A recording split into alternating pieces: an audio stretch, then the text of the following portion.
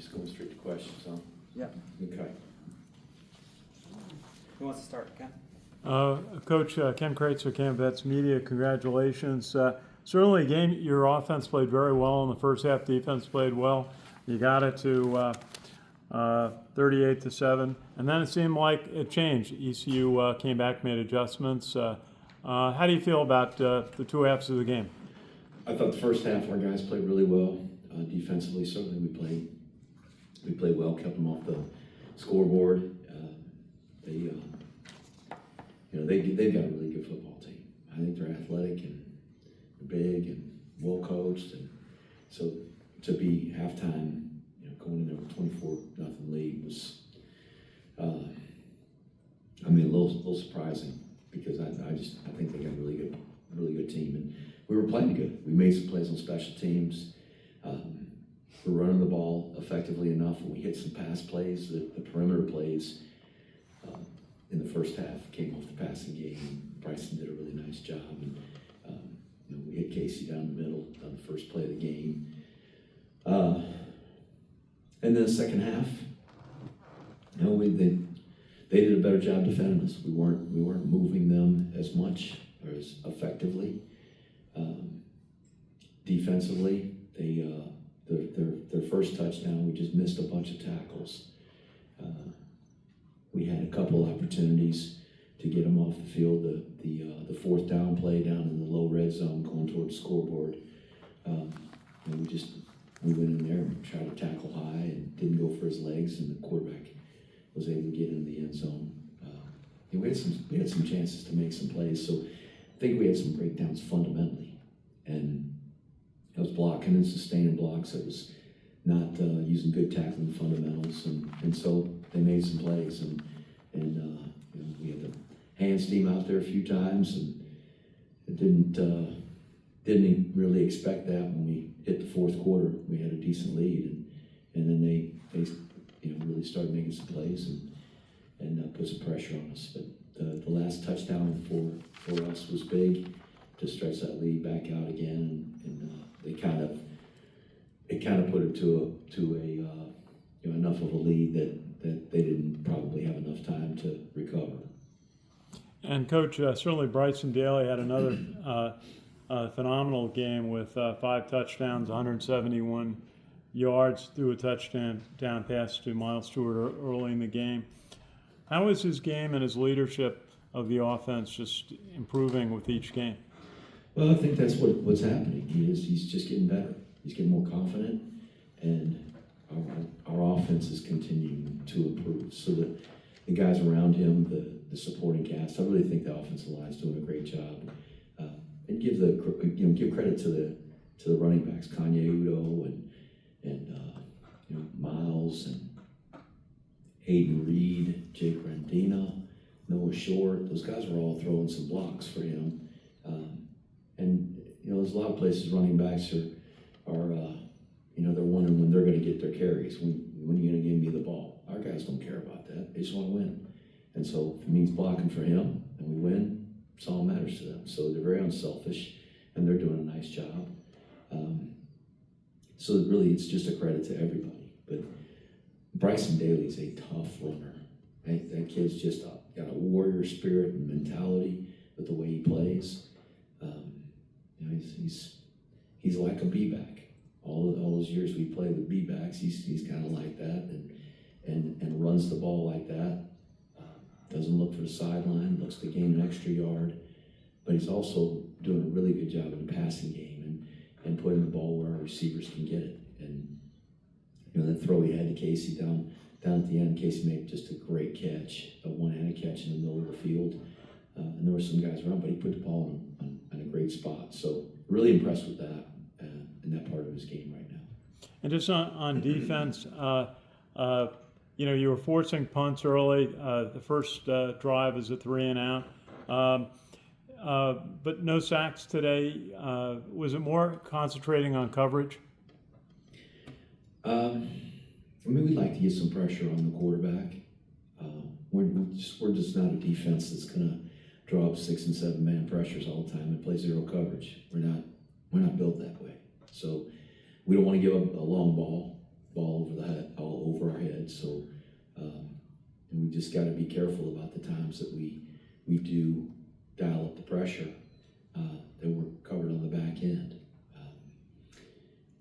Our guys got some heat on him just in the 4-man rush.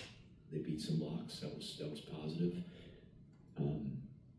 And they made some throws. I mean, they hit some balls on us, and that's going to happen sometimes. But we're always focusing on how we can keep the ball in front of us and not get hit with a big play. It's they score a lot faster if you let them run past you. So fortunately, they didn't do it enough. But like I said, in the fourth quarter, that second half, they did a great job. They put some heat on us, made some plays.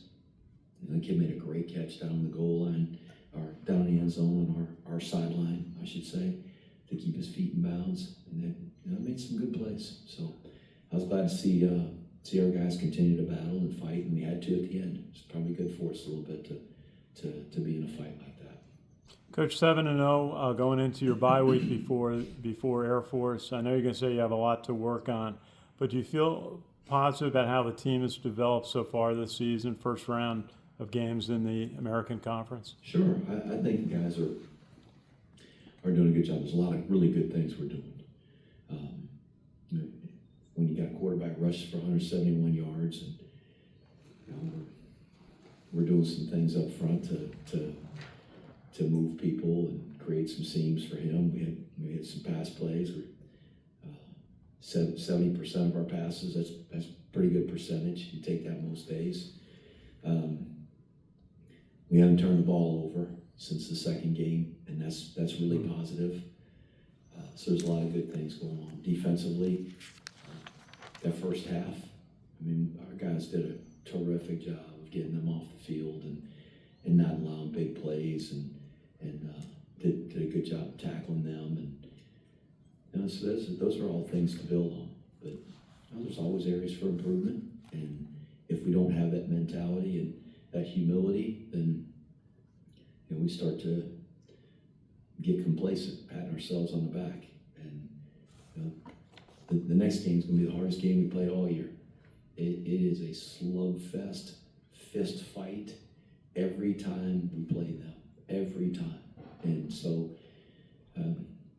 our guys know that they've got to get prepared for this next game. There's not any margin for, I'm just going to take a day and enjoy this and read all the headlines on the internet. And we got to get ready for the next game. And that's what I really appreciate about our team and like about our guys. They're very professional, and they've got a mentality that it's the next game, and that's the most important one. Enjoy the victory, yes. Appreciate the chance, the fact that we won the game, but get on to the next one. Oh. Go ahead, Sal. Coach, second straight week an opposing team goes for a fourth down on their own end, and the defense stops them and kind of changes the momentum a little bit, and then you guys were able to come up pretty quickly and score. I mean, can you talk about that the way that happened today? That was a great play by Eric Ford to jump up and bat that pass down. And I think we scored the next play. Bryson carried it. I think he walked in from there. And so it was a big change of events, obviously. If they punted the ball down the field, who knows if we're going to drive it down there and score. But to get it on that end and be staring at the goal line that close, that was a big turn of events and a great play by the defense, and a really good job blocking it up the next play so we could score. Why do you think teams are deciding to do this so early in the game? Is it for momentum or try to keep the ball away from you guys? You guys are scoring pretty quickly this year at times, so why do you think they're trying to do this? I think it's the limited possessions. They were averaging 12 and a half possessions a game, which is top 5 in the country, and probably realized that they weren't going to get the ball 12 times today if we continued to control the clock and run the football like we were. And I think they had it twice in the first quarter. So they started doing the math. 2, 4, 6, 8. We're going to have it 8 times. We better not punt this one. Let's try to see if we can maintain possession. And they're like us. They're just trying to call the plays and do the things in the game that are going to give them a pathway to victory. And giving them, it's hard to score points if you don't have it. You can score on defense and special teams, but today nobody scored on defense and nobody scored on special teams. And so you got to have possession of the ball. And I think they and other teams realize that we are a team that likes to control the clock, and we're not gonna go super fast and throw it 3 times and punt and 30 seconds have run off the clock. We're gonna try to bleed it out. Coach, your offense, your running game, you seem to be running up the middle more than going outside today. I think there's only 2 or 3 pitches. Bryson talked about it a little bit, that it was planned that way. Can you talk about what you saw, what's your game plan? Their defense. So their head coach was the head coach at the Citadel. They ran this system. Their defensive coordinator was a defensive coordinator at the Citadel, as well as Kennesaw State. They both run the system. So they're very well schooled in defending our scheme. And so it's no secret. You go and watch all the games that they've coached against teams that ran the option, and say, okay, this is the way they've defended teams that run the option. And they frankly made it really difficult for people to get the ball to the perimeter. And so we knew we were going to have to get the ball outside of the tackle box today. It was just trying to figure out ways that we could do that. And we got it out of there some, but some was in the passing game. It wasn't by pitches or option plays. Bryson carried it on one play, his own read play. We blocked it up really good. It was going toward the scoreboard, and he pulled it and ran it, which turned into a perimeter play. But we just give them credit, and sometimes you've got to create a game plan based on the things that you think you're going to have the most success with. And so that's what we did. And so there's some hard yards in there. They did a good job. They did as good a job defending us in the run as anybody we've played. Thank you. Coach, in the fourth quarter, you got exposed to that wide open all receiver offense, and the defense did its best to deal with it. How is the team going to deal with that in the future? Oh, well, we didn't have the starters in there. There were a lot of the younger guys in there playing, and not all of them. There were some plays that they hit on our first team guys. But that's the thing that is scary for us, is the teams that have really good skill, like they do. A big offensive line does a nice job protecting, which they do. Sometimes they're going to find some seams and hit us on some plays. Hopefully, as I said, they're not over our head. At least if they catch it, we can tackle them. They're in front of us. Might be a big game, but it's not a touchdown. And we're able to do that even on some of the big plays. We're able to at least keep it in front of us and tackle them and play another down. And so I don't know. I don't have a great answer for here's how we stop them. Just play our defense and bend, don't break.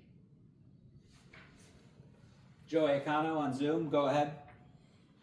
Good afternoon, Coach Monken. Congratulations on the win today. First question, I know you'd rather not throw the ball if you don't have to, but on a day like today where East Carolina was defending the run and keying on the run as much as they were, and their experience at the stop of the option, you guys obviously made some adjustments. First play of the game, play action pass to Casey Reynolds. Bryson ends up going 7 for 10. How much has it helped for Bryson to be as accurate as he's been? And the receivers have made some really nice plays too. Noah Short went down and got that ball, the low one over the middle, and Casey made a couple of nice catches. So again, knowing that you'd rather not throw the ball, if you have to, how nice is it to have kind of the weapons you have offensively right now? Well, I don't know if I'd call our guys weapons. They're just good, tough players that are trying to do their job, and good fundamentals, and that's who they are. Noah made a nice catch. The umpire, the guy that stands back there behind the defensive line, he had to kind of olay that ball and get out of the way, which I'm glad he did. And that's not easy to concentrate when there's a bunch of people in front of you. Noah did a nice job. We had a couple of times where we had 3rd and long and we got out of it with pass plays. And Bryson he's throwing the ball really accurately. We had one hitch route on our sideline that Liam Fortner had to jump up for. That was in the first half. He probably mistimed his jump a little bit, but the ball was a little high. It was sailing, and that's probably the one throw that wasn't as accurate as the others. But he did. He put the ball in the money. Casey Reynolds made a great catch on that post route. We just felt like, throwing the football was going to be a way that we could get the ball to the perimeter. We knew what a good job they were doing, or they had done, as a staff, of keeping the ball from getting to the perimeter, making it difficult. And we had that one in the second half that got blown up.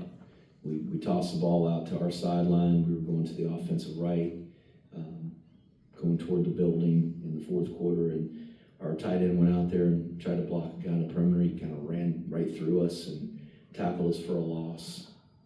They did a good job. So felt like the passing game was a way to get it out there, get it away from the box. And so fortunately we were able to hit some. And we didn't do it a lot, and we don't do it a lot, but enough to get some plays and get us in scoring position today. And my follow-up and final question, you mentioned multiple times what a good job East Carolina's run defense did. You guys still ran the ball for almost 300 yards and 5 touchdowns on the ground. What's that say about your offensive line? Well, we're a little down from our average, so it means we probably gotta find ways to improve and see if we can kind of match what we've been doing. Thanks. O-line's tough as nails, so they are. They're a great group of guys, and they're tough. I'm glad we got them. They're the strength of our offense for sure. The other Joe, go ahead. To keep the offensive line thread going, is there something that they're doing this season that's causing them to have this kind of success, or is something different as opposed to these last couple of years anyway?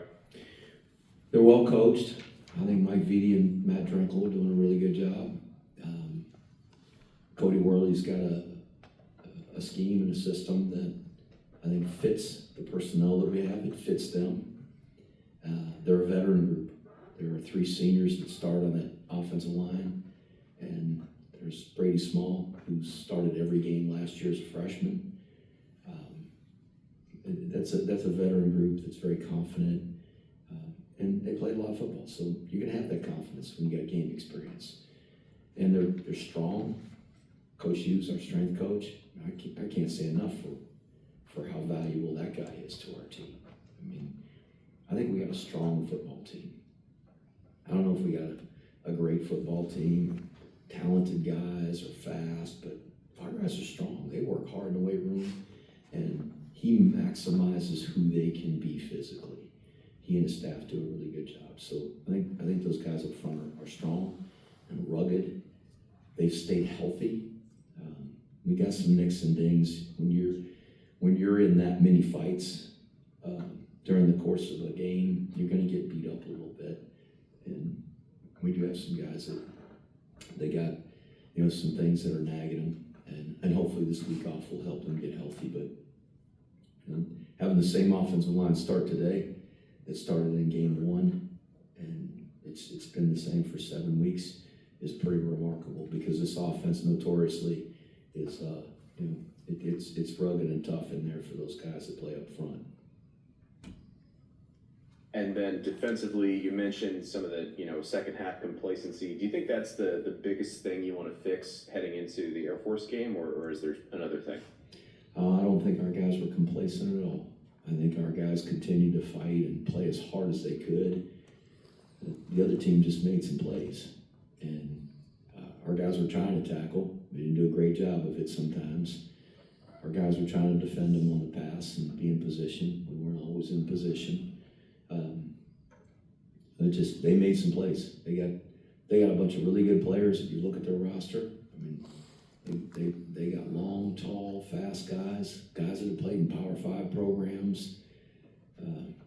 You check our roster. We don't have anybody on our roster that played at a Power 5 school.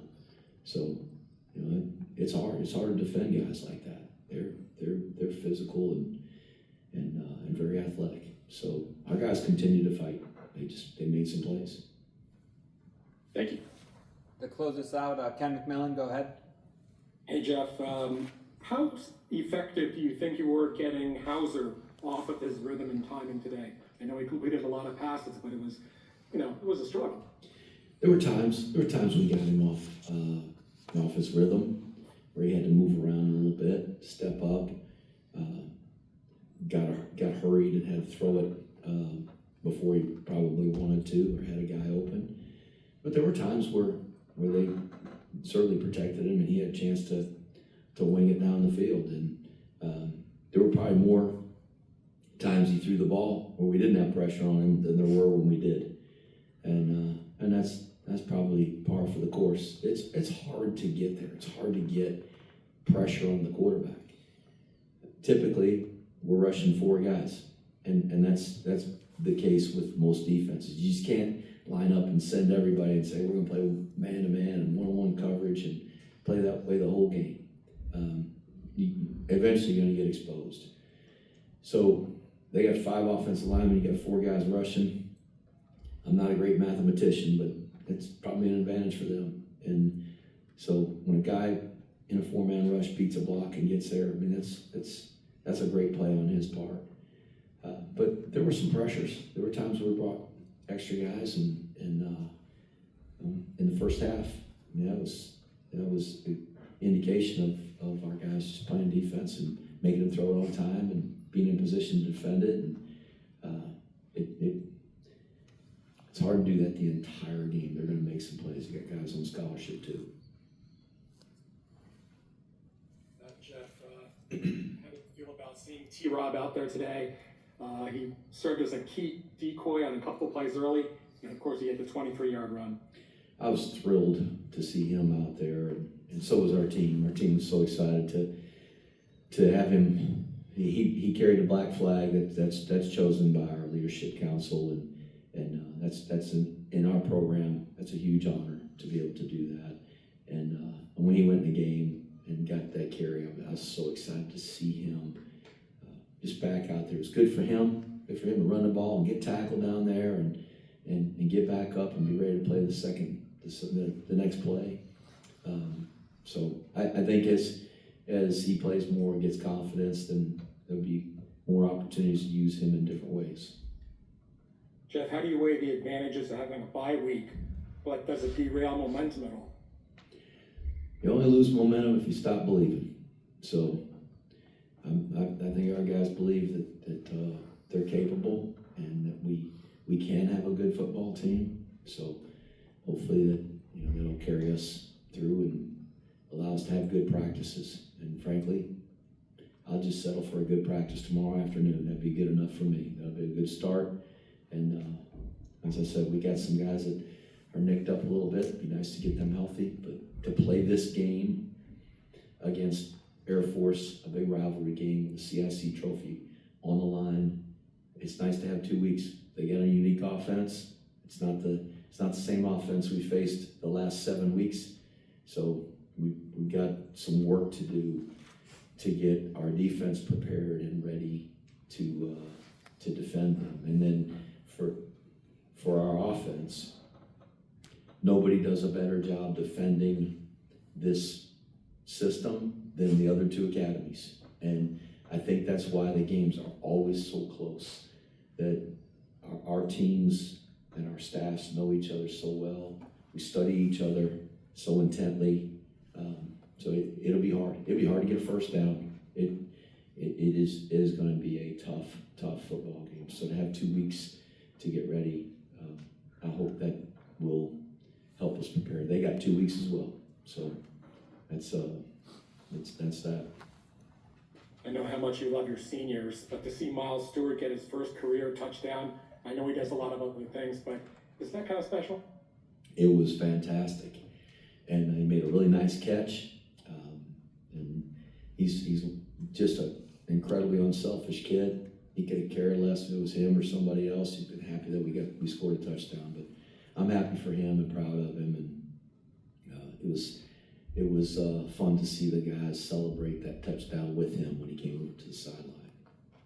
Last thing, Casey Reynolds, as you touched on a minute ago, just tell us about his developing ability. He's not Lynn Swan or John Stallworth, but he's making some pretty impressive catches out there. Well, I'm glad you mentioned those two guys. Nobody else that listens to this is going to remember who those guys were. There's a few old gray hairs like you and me that know who those guys are. But he plays well for us. He plays well in our system. He does a really good job blocking.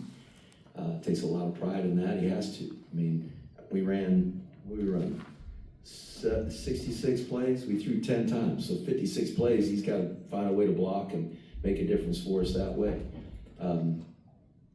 But he's a good athlete. He's not particularly fast. He's not particularly big. He's just a really good athlete. And there's not many people at West Point. There's not many people anywhere. College football. How many college football players are playing FBS football and play on the lacrosse team at their college? There's not very many. I read about the kid at Notre Dame, who's a great lacrosse player and a great football player. He's just a good football player, and knows how to get open and puts his body between the defender and the ball, and he's having his best year so far. He's playing his best football right now. Thank you. Thanks, Ken. Last one from Dylan. Go ahead, buddy. What's the main thing you want to get done during the bye week? Oh, the main thing I want to do over the bye week. One is, there's some main things. Get healthy. Work on blocking fundamentals on offense, and work on tackling fundamentals on defense. Those are the three main things that I want to get done over the next 2 weeks. Good question. Thanks, everybody. All right.